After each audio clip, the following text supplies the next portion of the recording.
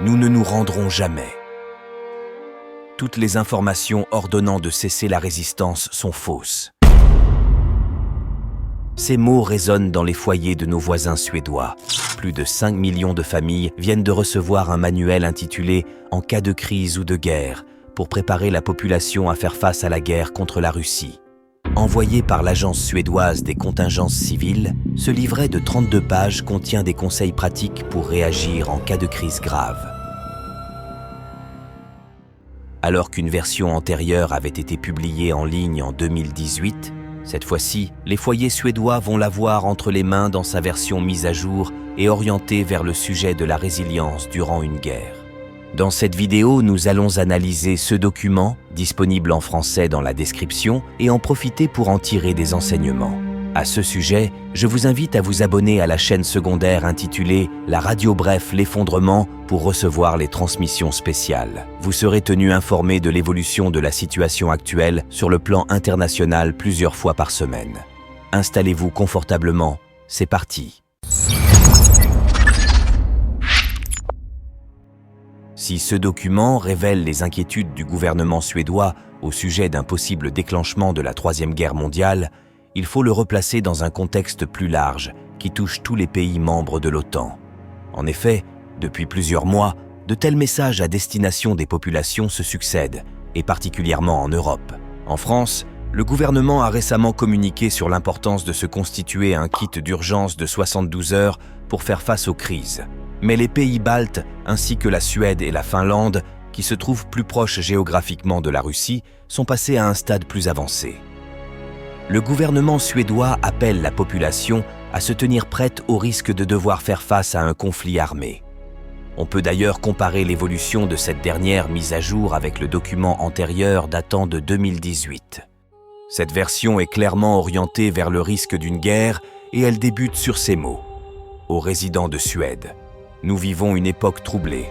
La guerre se poursuit dans le monde. La menace militaire sur la Suède s'est accrue et nous devons nous préparer au pire. Une attaque armée. Un peu plus loin en surbrillance, nous pouvons lire « Nous ne nous rendrons jamais ».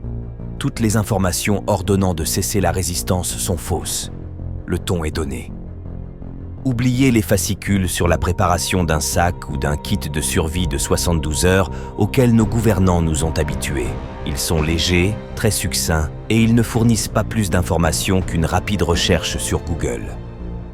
Celui-ci est plus complet et il entre dans les détails sur la manière de survivre en cas de guerre, ce qui en dit long sur l'avenir sombre qui s'annonce.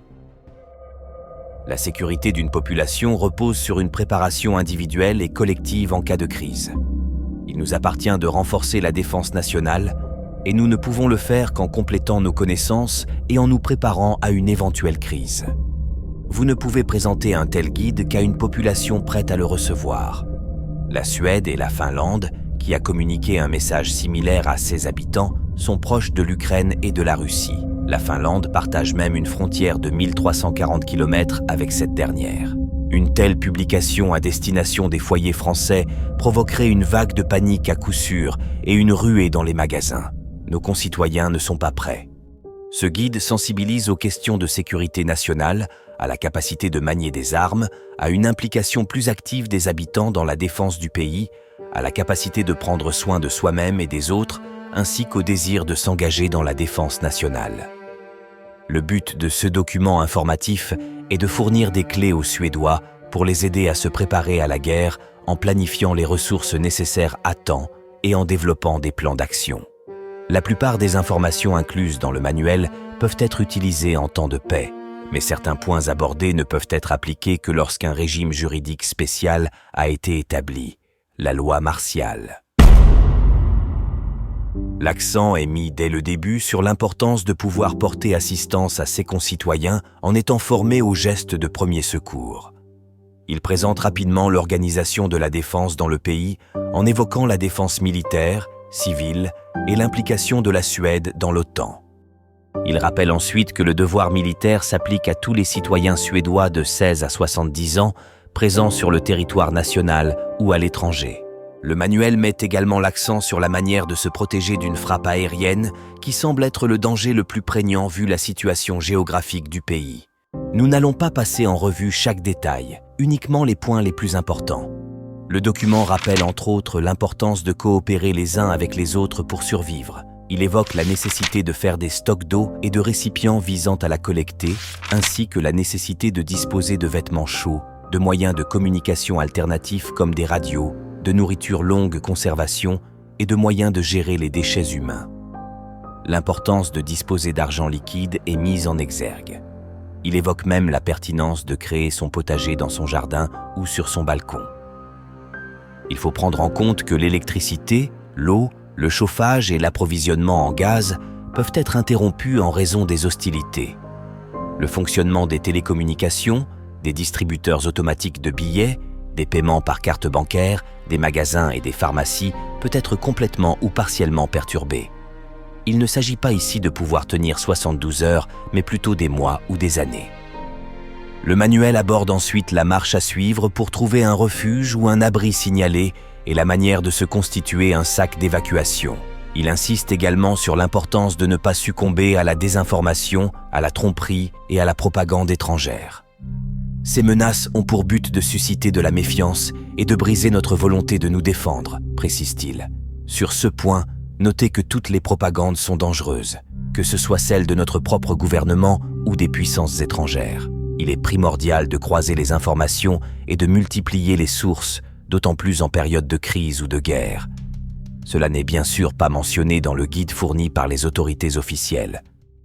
Le document de 32 pages en dédie ensuite un quart aux autres menaces habituelles comme les cybermenaces, les attaques terroristes et les épidémies, puis il revient sur la possibilité d'une attaque aérienne. Le cas précis des animaux d'assistance et de compagnie est évoqué. Si les chiens guides d'aveugles sont autorisés dans les refuges, ce n'est pas le cas des animaux de compagnie qui devront être mis en sécurité dans les sous-sols ou les stations de métro.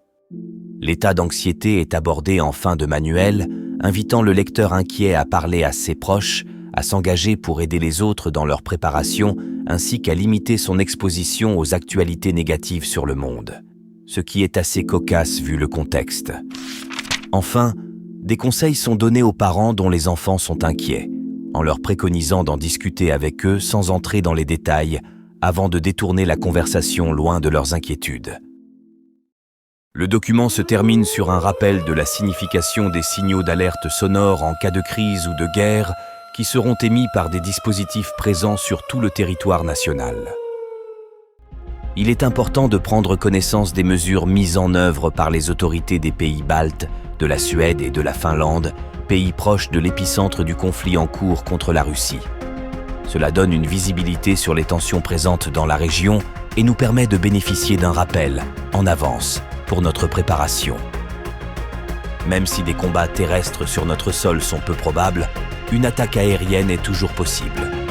Il n'y a pas lieu de céder à une panique quelconque ou au stress lié à cette menace lointaine, mais il est nécessaire de continuer à se préparer à cette éventualité, bref, l'effondrement.